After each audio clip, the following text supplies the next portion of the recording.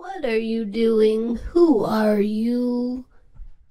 In the Mouth of the Wolf is a short experimental spaghetti western that will be shot primarily in southern Italy. I am an artist and the creator of this project. Over the past few years, I've been working primarily in video. The work I have done up to this point has been largely non-narrative and is concentrated on systems of translation, labor, and issues of control and reliance. And the rest of the team? The team is a collection of people that I have met and worked with over a number of years. They are artists, cinematographers, musicians, scientists, choreographers, writers, actors, and performers. All of them in some way bridge multiple roles in their lives and in their work. They are American, Spanish, Italian, and Israeli. It is a real array of people. The outcome of this video will be a true coming together of numerous perspectives. The video you included here, would you say it's an accurate representation of the final project? Yes and no. The video is a sketch to give you a sense of the rhythm, the aesthetics, and the general emotion that will be encapsulated within the final film.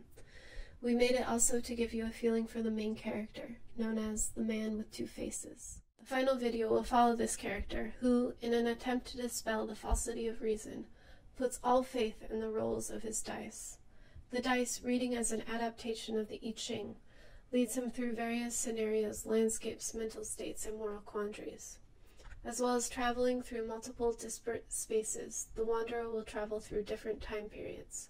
While staying true to many of the aesthetics and concepts of the Western, the violence, the dress, the horses, the cliches, the film will also address several perspectives on what the West has become over the last 100-some-odd years.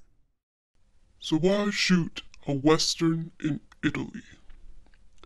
Most spaghetti westerns were shot in Spain, some in Italy, and later some were shot in Eastern Europe. There is something interesting that happens when distance is applied to a location, especially one as mythologized and grand as the American West.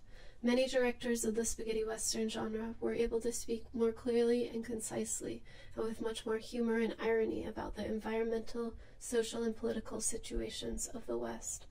Many were not only talking about the American West, but also about the relationship between northern Italy and southern Italy, a relationship that shares many parallels to the American West.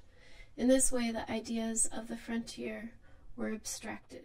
Within this globalized, tech-centric community of which we are all a part of, our sense of identity as it relates to a given environment is very much in flux. We will actually be shooting parts of the film in the American West. In March, a team of us are going to Eastern Oregon, and in the fall, after we return from Italy, another team of us will be going to southern Utah. All of these shots will be interwoven as though it is a singular collage landscape. And why Matera? Matera is located in southern Italy, in the region of Basilicata, which is located in the Arch of the Boot. We will be shooting in the old town of Matera as well as in the surrounding areas. Pastorally, Basilicata is an anomaly in Italy. It was deforested after the Italian unification, when northern Italian bureaucrats seized the land and increased agricultural production beyond the land's capacity. Much of the terrain is rugged, dry, and reveals its history as a poor and colonial enclave to the more powerful, further industrialized north. Matera specifically is cited as being one of the earliest settlements in Italy. In the old town, the sassi, the houses that were carved and built into the stone, visually represent the brutal hierarchy of its feudal past. The sassi have been used previously as the location where both Pasolini's The Gospel According to Matthew and Mel Gibson's The Passion of Christ were shot. Both these films transform Matera into Old Jerusalem. I am interested in Matera's cinematic history as a place that has already been transformed into another land.